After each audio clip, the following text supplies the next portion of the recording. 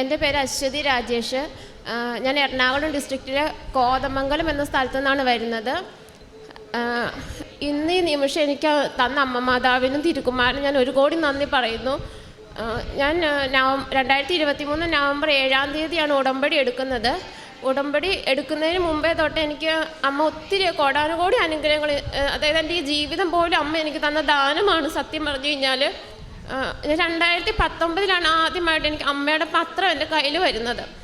അപ്പോൾ ആ പത്രം വന്നു കഴിഞ്ഞപ്പോൾ എൻ്റെ വീട്ടിൽ കുറച്ച് സ്ട്രഗിൾ നടക്കുന്നൊരു സമയമായിരുന്നു.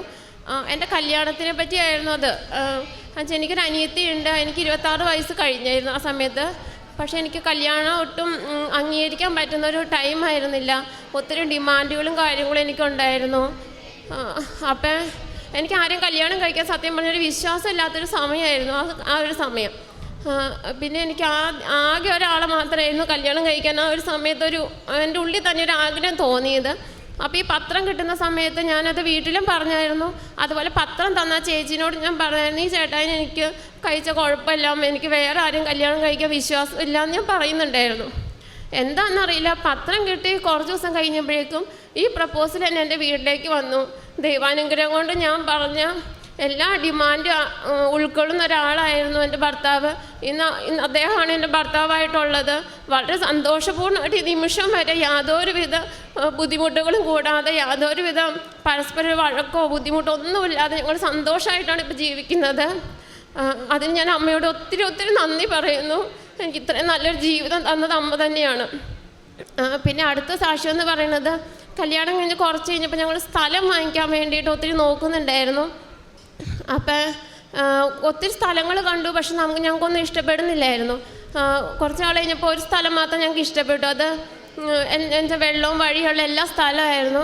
പക്ഷെ അതിന് ഇച്ചിരി വില കൂടുതലായിരുന്നു. അത്രയോ ഞങ്ങൾക്ക് താങ്ങാൻ പറ്റത്തില്ലാത്തതുകൊണ്ട് ഞാൻ തന്നെ പറഞ്ഞു, നമുക്ക് ആ സ്ഥലം വേണ്ട, നമുക്ക് പിന്നീട് വേറെ നോക്കാമെന്ന് പറഞ്ഞായിരുന്നു. പക്ഷെ എനിക്കത് ഒത്തിരി ഇഷ്ടപ്പെട്ടുകൊണ്ടായിരിക്കാം ആ ബ്രോക്കർ ഞങ്ങളെ വിടുന്നുണ്ടായിരുന്നില്ല. ആ ഓണറോട് സംസാരിച്ച് ആ സ്ഥലം ഞങ്ങൾക്ക് പറ്റുന്ന റേറ്റിൽ മാതാവ് ഞങ്ങളുടെ കയ്യിലേക്ക് എത്തിച്ച് തന്നു. ഇപ്പം ഞങ്ങൾ ആ സ്ഥലത്ത് വീട് പണി സ്റ്റാർട്ട് ചെയ്തു. മാതാവിന് ഒത്തിരി നന്ദി. ഇതൊക്കെ എനിക്ക് ഉടമ്പടി എടുക്കുന്നതിന് മുമ്പേ മാതാവ് തന്ന അനുഗ്രഹമാണ്. പക്ഷെ ഇതൊന്നും അന്ന് ആ സമയത്ത് മാതാവ് ചെയ്തേന്ന് എനിക്ക് അറിയത്തില്ലായിരുന്നു. ഈ ഒരു പത്രം മാത്രമേ എൻ്റെ കയ്യിലുണ്ടായിരുന്നുള്ളൂ. പക്ഷേ ഈ പത്രം കിട്ടിയതിന് ശേഷം എൻ്റെ കൂടെ ഒരു ഭയങ്കരമായൊരു പോസിറ്റീവ് പവർ എന്നോടൊപ്പം എപ്പോഴും ഉണ്ടെന്ന് എനിക്ക് മനസ്സിലാവുന്നുണ്ടായിരുന്നു. ഞാനത് വീട്ടിലും പറയുന്നുണ്ട്, എൻ്റെ ഹസ്ബൻഡിനോടൊക്കെ പറയുന്നുണ്ട്. എന്തോ ഒരു വലിയൊരു പോസിറ്റീവ് പവർ എൻ്റെ കൂടെ നമ്മുടെ കൂടെ എപ്പോഴും ഉണ്ട് ചേട്ടാ എന്ന് ഞാൻ എപ്പോഴും ചേട്ടയോട് പറയുമായിരുന്നു. അത് കഴിഞ്ഞിട്ട് എൻ്റെ രണ്ടാമത്തെ കുഞ്ഞുണ്ടായി. കുറച്ച് കഴിഞ്ഞപ്പോൾ ഹസ്ബൻഡിന് ഷുഗറും കൊളസ്ട്രോളും വന്നു. അതെനിക്ക് വല്ലാത്തൊരു ബുദ്ധിമുട്ടായി. ആ സമയത്താണ് എൻ്റെ അനിയത്തി ഇവിടെ കൃപാസനത്തിൽ വരാൻ വേണ്ടിയിട്ട് വണ്ടിയിൽ ബുക്ക് ചെയ്തിട്ടുണ്ടായി. അപ്പം അവൾ വരുന്ന സമയത്ത് അവൾക്ക് പെരുമ്പാവൂർ ബോയ്സ് സ്കൂളിലൊരു LD ക്ലർക്കിൻ്റെ താൽക്കാലിക വേക്കൻസിയിലേക്കൊരു ജോലിക്ക് വേണ്ടി അവൾ ഇൻ്റർവ്യൂവിന് അപേക്ഷിച്ചിട്ടുണ്ടായി. അപ്പോൾ അതിന് വേണ്ടിയിട്ട് അവൾ ഇവിടെ വന്നത്. അന്നേരം ഒന്നും എനിക്ക് ശരിക്കും വിശ്വാസത്തിലേക്കൊന്നും ഞാൻ വന്നിട്ടുണ്ടായിരുന്നില്ല. ഇവിടെ വന്ന് ഒരു കുറച്ച് ദിവസം കഴിഞ്ഞപ്പോഴേക്കും അവൾക്ക് ആ ജോലി കിട്ടി. അപ്പോൾ അവൾ പ്രാർത്ഥിച്ച ആ ജോലി കിട്ടിയപ്പോൾ എനിക്ക് മനസ്സിലായി ഇവിടെ എന്തോ ഒരു വലിയൊരു അമ്മയുടെ ശരിക്കൊരു അനുഗ്രഹമുള്ള സ്ഥലം ഇതെന്ന് എനിക്ക് മനസ്സിലായി. അങ്ങനെ ഞാൻ യൂട്യൂബിൽ നിന്ന് ഒരു പ്രാർത്ഥന ഡൗൺലോഡ് ചെയ്ത്, കൃപാസനത്തിൽ പ്രാർത്ഥന ഡൗൺലോഡ് ചെയ്ത് പ്രാർത്ഥിക്കാൻ തുടങ്ങി. രാവിലെ രാത്രിയിലും പ്രത്യക്ഷീകരണ പ്രാർത്ഥനയും ചൊല്ലാൻ തുടങ്ങി. അതുകൂടാതെ ലൈറ്റ് ക്യാൻഡിൽ ഞാൻ പ്രാർത്ഥന ഇട്ടു. അമ്മ ഷുഗറും കൊളസ്ട്രോളും ഇതുവരെ ആർക്കും മാറിയിട്ടുള്ളൊരു അനുഭവം എൻ്റെ ജീവിതത്തിൽ ഇല്ല. പക്ഷേ അമ്മ എനിക്കിത് മാറ്റി തരണം. എൻ്റെ ഹസ്ബൻഡിന് ഷുഗറും കൊളസ്ട്രോളും ഇനി ഉണ്ടാവാൻ പാടില്ല, അമ്മ എനിക്കിത് മാറ്റി തരണം, പരിപൂർണമായി മാറ്റി തരണമെന്ന് പറഞ്ഞ് ഞാൻ ലൈറ്റ് ക്യാൻഡിൽ പ്രയർ ഇട്ടു. അങ്ങനെ പ്രയർ ഇട്ട് ഒരു 3 മാസം കഴിഞ്ഞപ്പോൾ ചേട്ടായി ലാബിൽ ഇങ്ങനെ ടെസ്റ്റ് ചെയ്യാൻ പോകുമ്പോൾ ഷുഗർ നോർമലാണ്, കൊളസ്ട്രോൾ നോർമലാണ്. അപ്പോൾ ആഴ്ചയിൽ ഞാൻ വീണ്ടും ടെസ്റ്റ് ചെയ്യാൻ തുടങ്ങി. അപ്പോൾ 2-3 ആഴ്ച കഴിഞ്ഞപ്പോൾ ലാബുകാർ തന്നെ പറഞ്ഞു, ഇനി മോളെ നിങ്ങളിത് ടെസ്റ്റ് ചെയ്യേണ്ട, കാരണം ഷുഗറും കൊളസ്ട്രോളും നോർമലാണ്, വെറുതെ എന്തിനാണ് ടെസ്റ്റ് ചെയ്യുന്നതെന്ന് പറഞ്ഞു. ഇപ്പോൾ ഒരു 1.5 വർഷത്തിന് മേളിലായി ഈ നിമിഷം വരെ എൻ്റെ ഹസ്ബൻഡ് കൊളസ്ട്രോളും ഷുഗറും പരിപൂർണ്ണമായിട്ടും നോർമലാണ്. അതിനുശേഷം ഞാനിവിടെ ഒന്ന് സാക്ഷ്യം പറയാമെന്ന് പറഞ്ഞായിരുന്നു. പക്ഷേ എന്തുകൊണ്ട് എൻ്റെ മനസ്സിന് അനുവദിച്ചില്ല. അപ്പം എൻ്റെ അമ്മ ഇങ്ങനെ കൂടെ എന്നോട് പറഞ്ഞുകൊണ്ടിരുന്നു, നീ മാതാവിനോട് പ്രാർത്ഥിച്ചിട്ടല്ലേ ഹസ്ബൻഡ് ഇത് മാറി കിട്ടിയത്, അപ്പം നീ ഇവിടെ ഒന്ന് സാക്ഷ്യം പറയണം. സാക്ഷ്യം പറയാൻ പറ്റിയില്ല, അമ്മയോട് നീ മനസ്സുകൊണ്ടെങ്കിലും നന്ദി പറഞ്ഞു ഇവിടെ വരണമെന്ന് പറഞ്ഞു. അങ്ങനെ ഞാൻ 2023 ജൂൺ മാസം ഇവിടെ എത്തി ഞാൻ അമ്മേനോട് അത് മാറ്റിയതിന് നന്ദി പറഞ്ഞു. അതിൻ്റെ കൂടെ തന്നെ ഞാനൊരാഗ്രഹം കൂടി പറഞ്ഞായിരുന്നു. അതെൻ്റെ ആങ്ങളേനെ പറ്റിയുള്ളതായിരുന്നു. അവന് 23 വയസ്സായി. പക്ഷെ അവനൊരു ജോലിയിലേക്ക് എത്തിച്ചേർന്നിട്ടുണ്ടായിരുന്നില്ല. എപ്പോഴും പഠിക്കണമെന്നും പറഞ്ഞ് ഓരോ കോഴ്സിന് പോയി ചേരും. 10,000-10,000 രൂപ അതിന് മുടക്കും. പക്ഷെ ഒരു മാസത്തിൽ കൂടുതൽ അവന് കോഴ്സ് പഠിക്കാനായിട്ട് പോവുകയില്ല. അങ്ങനെ ഒത്തിരി പൈസ ഞങ്ങൾക്ക് നഷ്ടമായി. അപ്പം ഞാൻ അമ്മയോട് പ്രാർത്ഥിച്ചു, അമ്മേ അവന് പഠിത്തം എന്നുള്ളൊരു മൈൻഡിൽ നിന്ന് മാറ്റി അവന് ജോലിക്ക് പോകാനൊരു മനസ്സ് കൊടുക്കണേന്ന് പ്രാർത്ഥിച്ചു. ഞാൻ ഇവിടുന്ന് പ്രാർത്ഥിച്ച് വീട്ടിൽ ചെന്നിട്ട് ഞാൻ അവനോട് എന്താണ് ഞാൻ പ്രാർത്ഥിച്ചല്ലേ അവനോടൊന്ന് പറഞ്ഞു നോക്കാമെന്നോട്ട് പറഞ്ഞപ്പോൾ ഞാൻ പറഞ്ഞു, എടാ നീ ഇതൊട്ട് ജോലിക്ക് പോയി ഇങ്ങനെ പഠിച്ച് വെറുതെ പൈസ കളഞ്ഞിട്ട് എന്താ കാര്യമുള്ളത്, നീ ഒരു ജോലിയിലേക്ക് ഇതുവരെ എത്തിയപ്പോൾ ചേർന്നിട്ടില്ലല്ലോ എന്ന് പറഞ്ഞു. അപ്പം അവനും ചിന്തിച്ചു, ശരിയാ ഞാൻ ഇതൊട്ട് ജോലിക്ക് പോകാമെന്ന് പറഞ്ഞ് ഈ നിമിഷം വരെ അവൻ പിന്നെ പഠിത്തത്തിന് വേണ്ടിയിട്ടൊരു പൈസയും മുടക്കിയിട്ടില്ല. ഇപ്പം അവന് അമ്മയുടെ കൃപ കൊണ്ട് ബജാജ് ഫിനാൻസിൽ മാർക്കറ്റിംഗ് സ്റ്റാഫായിട്ട് ഒരു ജോലി കിട്ടി. 23 ശമ്പളത്തിൽ നിന്ന് അവൻ ജോലി ചെയ്യുന്നു. അമ്മയ്ക്ക് ഒരുപാട് നന്ദി. പിന്നെ അടുത്തത് എൻ്റെ അനിയത്തിയുടെ സാക്ഷിയാണ്. അനിയത്തിക്കാണെങ്കിൽ ഇതുപോലെ LD ക്ലർക്കിൻ്റെ വേക്കൻസിയിൽ ജോലി കിട്ടിയായിരുന്നു. പക്ഷെ പെർമനൻറ്റ് സ്റ്റാഫ് വന്നപ്പോൾ അവൾക്ക് അവിടെ നിന്ന് പോരേണ്ട വന്നു. അതിനുശേഷം വീണ്ടും അവൾ ഇങ്ങനെ വീട്ടിൽ കയറി ഇരിപ്പായിരുന്നു, ജോലിയൊന്നും ഉണ്ടായിരുന്നില്ല. ഇവിടെ ഒന്ന് ഉടമ്പടി എടുത്തിട്ട് പോയി കുറച്ച് ദിവസം കഴിഞ്ഞപ്പോൾ ഞങ്ങൾ അമ്മയുടെ കാശ് രൂപം വീടിൻ്റെ ഫ്രണ്ടിൽ ഇങ്ങനെ പ്രാർത്ഥിച്ചിട്ട് കുഴിച്ചിട്ട് വേറെ എന്തെങ്കിലും ബുദ്ധിമുട്ടൊന്നും വരാതിരിക്കാൻ വേണ്ടി കുഴിച്ചിട്ടു. അത് കുഴിച്ചിട്ടൊരു 10-15 മിനിറ്റ് കഴിഞ്ഞില്ല. അപ്പോഴത്തേക്കും ഒരു കോള് വന്നു. തട്ടേക്കാട് ഫോറസ്റ്റ് റേഞ്ച് ഓഫീസിൽ അവിടെ ഒരു ഡേറ്റ എൻട്രി സ്റ്റാഫിൻ്റെ വേക്കൻസി ഉണ്ട്, അപ്ലൈ ചെയ്യാൻ പറഞ്ഞു. അങ്ങനെ എൻ്റെ അനിയത്തി അവിടെ അപ്ലൈ ചെയ്തു. നമുക്ക് അവിടെ ജോലിയുണ്ട്.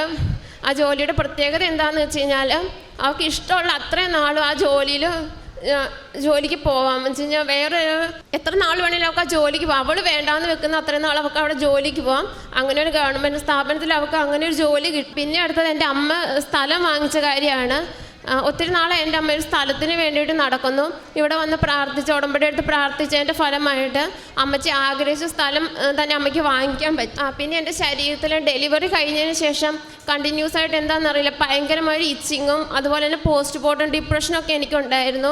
ഇവിടെ വന്ന് പ്രാർത്ഥിച്ച് ഉടമ്പടി വസ്തുക്കൾ ഉപയോഗിച്ചതിൻ്റെ ഫലമായിട്ട് ആ ബുദ്ധിമുട്ട് എനിക്ക് പരിപൂർണമായിട്ട് മാറിക്കിട്ടി. കൂടുതലും ഞാൻ ലൈറ്റ് ദ ക്യാൻഡിൽ പ്രയറിൽ എപ്പോഴും തന്നെ എന്നോട് പ്രാർത്ഥന ആവശ്യപ്പെടുന്നവരുടെ പ്രാർത്ഥനയൊക്കെ ഞാൻ ലൈറ്റ് ദ ക്യാൻഡിൽ ഇടാറുണ്ട്. അങ്ങനെ എൻ്റെ ഒരു ആൻറ്റിക്ക് കാലിലൊരു മുറിവുണ്ടായത്, പൊള്ളിയ മുറിവായിരുന്നു. പക്ഷെ 6 മാസമായിട്ട് ആ മുറിവ് ഉണങ്ങുന്നുണ്ടായിരുന്നില്ല. അപ്പം ഞാനത് ഉടമ്പടി എടുത്തതിന് ശേഷം ലൈറ്റ് ദ ക്യാൻഡിൽ പ്രയറിട്ട് പ്രാർത്ഥിച്ചു. ആ മുറിവ് 1 മാസം കൊണ്ട് തന്നെ പരിപൂർണമായിട്ട് ഉണങ്ങി എന്നുള്ളൊരു വാർത്തയാണ് എനിക്ക് കേൾക്കാൻ കഴിഞ്ഞത്. പിന്നെ എൻ്റെ വീടിന് തൊട്ടടുത്തുള്ളൊരു ചേട്ടന് ഇങ്ങനെ ഹാർട്ടിന് ബ്ലോക്ക് ഉണ്ട്, 2 മാസത്തിനുള്ളിൽ തന്നെ ഓപ്പറേഷൻ ചെയ്യണമെന്ന് പറഞ്ഞു. അവർ ഓൾറെഡി ഒരു ആക്സിഡൻറ്റ്, അതിൻ്റെ വൈഫിനൊരു ആക്സിഡൻറ്റ് ഉണ്ടായി ആകെ ബുദ്ധിമുട്ടിലായിരുന്നു. അപ്പം ഞാൻ വീണ്ടും പ്രയർ ഇട്ടു, ഇങ്ങനെ മാതാവേ ആ ചേട്ടൻ്റെ ഹാർട്ടിൻ്റെ ഓപ്പറേഷൻ മാറ്റി കൊടുക്കണേ, മരുന്ന് കഴിച്ചത് മാറുന്നൊരവസ്ഥയിലാക്കി കൊടുക്കണേന്ന് പ്രാർത്ഥന ഇട്ടു. എന്തായാലും ഓപ്പറേഷൻ്റെ ആവശ്യമൊന്നും വന്നില്ല. പെട്ടെന്ന് തന്നെ അത് മരുന്ന് കഴിച്ച് മാറുന്നൊരവസ്ഥയിലേക്ക് എത്തി. പിന്നെ ഞങ്ങളിപ്പോൾ വാടകയ്ക്ക് താമസിക്കുന്ന ഹൗസ് ഓണറിൻ്റെ ഒരു റിലേറ്റീവ് ഓട്ടിസം ബാധിച്ചൊരു കുഞ്ഞാണ്. അവനെ ഷാർജയിൽ നിന്ന് കാണാണ്ടായതാണ്. അപ്പം കാണാണ്ടായിട്ട് 2-3 ദിവസമായിട്ടും അവനെ കണ്ടു കിട്ടിയിട്ടില്ല. മെസ്സേജ് പാസ് ചെയ്യുമ്പോഴേക്കും ആൾക്കാരവരെ കാണുന്നുണ്ട്, പക്ഷെ അവനെ കിട്ടുന്നില്ല, കയ്യിലേക്ക് കിട്ടുന്നുണ്ടായിരുന്നില്ല. അപ്പം ഇങ്ങനെ ദിവസങ്ങൾ കഴിഞ്ഞു പോയി. ഒരു ഗ്ലാസ് വെള്ളം പോലും കുടിക്കാൻ അവന് പറ്റുന്നൊരു കുഞ്ഞായിരുന്നില്ല, കാരണം ഓട്ടിസം ബാധിച്ചൊരു മകനാണ്. അപ്പം ഞാനിങ്ങനെ രാത്രി 9 മണി ആയപ്പോഴാണ് ഞാൻ ഈ ന്യൂസ് അറിഞ്ഞു. അപ്പം തന്നെ ഞാൻ പ്രയറിലിട്ടു, മാതാവേ ആ കുഞ്ഞിനെ എത്രയും പെട്ടെന്ന് തന്നെ കണ്ടു കിട്ടണേന്ന്. എന്തായാലും ഒരു 12 മണി ആയപ്പോഴേക്കും, അന്ന് തന്നെ ഒരു 12 മണി ആയപ്പോഴേക്കും അവനെ കിട്ടിയെന്ന് പറഞ്ഞൊരു ന്യൂസാണ് കേൾക്കാൻ കഴിഞ്ഞത്. എൻ്റെ ആൻറ്റിയുടെ കൊച്ച് PT എന്ന് പറഞ്ഞൊരു എക്സാം എഴുതിക്കൊണ്ടിരിക്കുകയായിരുന്നു. ഒത്തിരി പ്രാവശ്യം അവൾ എഴുതി പാസ്സാവുന്നുണ്ടായിരുന്നില്ല. ലൈറ്റ് ദ ക്യാൻഡിൽ പ്രയറിൽ ജനുവരി 25 എഴുതുന്ന എക്സാമിൽ അവളെ പാസ്സാക്കണേന്ന് പറഞ്ഞിട്ടു അവൾ ആ എക്സാമിൽ പാസ്സായി. പിന്നെ എൻ്റെ വേറൊരു ആതിര എന്ന് പറഞ്ഞൊരു ആൻറ്റി ഒരു 1.5 ലക്ഷം രൂപ വേറൊരാൾക്ക് ഇടം നിന്ന് വാങ്ങിച്ചു കൊടുത്തിട്ടുണ്ടായിരുന്നു. അപ്പം ആ പൈസ ആൾക്ക് ചോദിച്ച ആൾക്ക് കൊടുക്കാൻ പറ്റുന്നുണ്ടായിരുന്നില്ല. ഇതിൽ പ്രാർത്ഥനയിട്ട് ഒരു 10-15 ദിവസം കഴിഞ്ഞപ്പോഴേക്കും ആ പൈസ വാങ്ങിച്ചാൽ തരാമെന്നുള്ളൊരിതിലായി. ഇപ്പം ഇന്നലെ ഒരു 1.35 ആൻറ്റിക്ക് കൈ കിട്ടിയൊരു 15 രൂപയും കൂടി കിട്ടാനുള്ളൂ. ഞങ്ങളിപ്പോൾ വാടകയ്ക്ക് താമസിക്കുന്ന വീട്ടിൽ കണ്ടിന്യൂസ് ആയിട്ട് റൂമുകളെല്ലാം പഴുതാരകൾ കാണുമായിരുന്നു. അപ്പോൾ എൻ്റെ കുഞ്ഞ് അവിടെ ഇവിടെയൊക്കെ പോയി, കുഞ്ഞാണ് എനിക്കുള്ളത്, 2 വയസ്സാവുന്നുള്ളൂ. അപ്പോൾ അവൻ ചെല്ലുന്നിടത്തൊക്കെ ഈ പഴുതാരനെ കണ്ടപ്പോൾ എനിക്ക് ആകെ ഒരു ബുദ്ധിമുട്ടായി. അപ്പോൾ അത് ഞാൻ മാതാവിനോട് ഇങ്ങനെ ഇട്ടതിന് ശേഷം ഇതുവരെ ഒരു പഴുതാര പോലും എൻ്റെ വീട്ടിൽ കാണുന്നില്ല.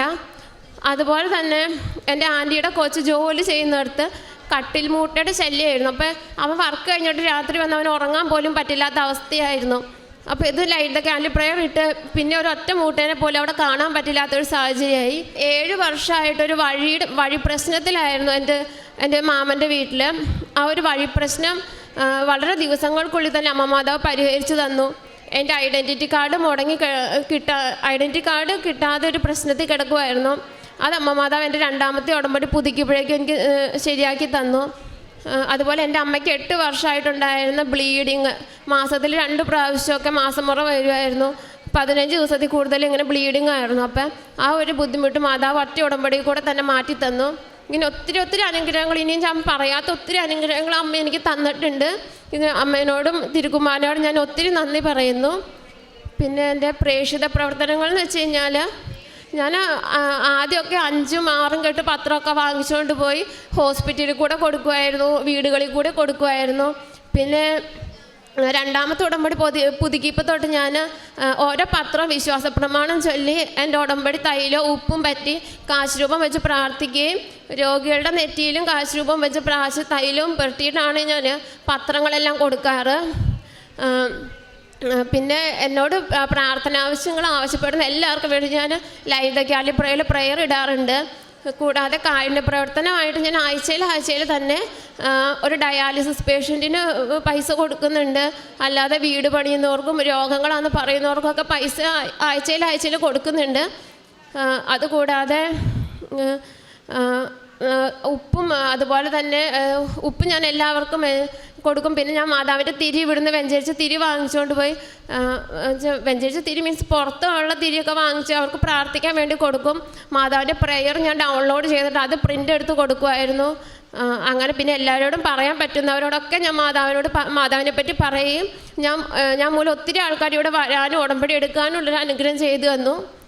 പിന്നെ പ്രാർത്ഥന എന്ന് വെച്ച് കഴിഞ്ഞാൽ, ഞാനിപ്പോൾ എല്ലാ ദിവസവും 2 പ്രാവശ്യമെങ്കിലും കൊന്ത ചൊല്ലാറുണ്ട്. ബൈബിൾ എന്ന് വായിക്കാറുണ്ട്. വായിക്കാൻ പറ്റിയില്ലെങ്കിലും ഞാൻ ഓഡിയോ ബൈബിൾ ആണെങ്കിലും വെക്കും. അച്ഛന്മാരുടെ ധ്യാനം കേൾക്കും, ഉടമ്പടി ധ്യാനം എന്നും കേൾക്കും. പിന്നെ ഇപ്പോൾ കുറച്ച് നാളായിട്ട് ഞാൻ ബുധനാഴ്ച ശനിയാഴ്ച ഉപവാസം എടുക്കാറുണ്ട്. അത് രാവിലെ മുതൽ 3 മണി വരെ ഒന്നും കഴിക്കാതെ തന്നെ ഉപവാസം എടുക്കാൻ നോക്കാറുണ്ട്. അങ്ങനെയുള്ള കാര്യങ്ങളൊക്കെ ചെയ്യാറുണ്ട്. പിന്നെ ഇതിലെൻ്റെ എൻ്റെ ഹസ്ബൻഡിനാണെങ്കിലും വിശ്വാസത്തിലേക്ക് വരണമെന്നൊരാഗ്രഹം എനിക്കുണ്ടായിരുന്നു.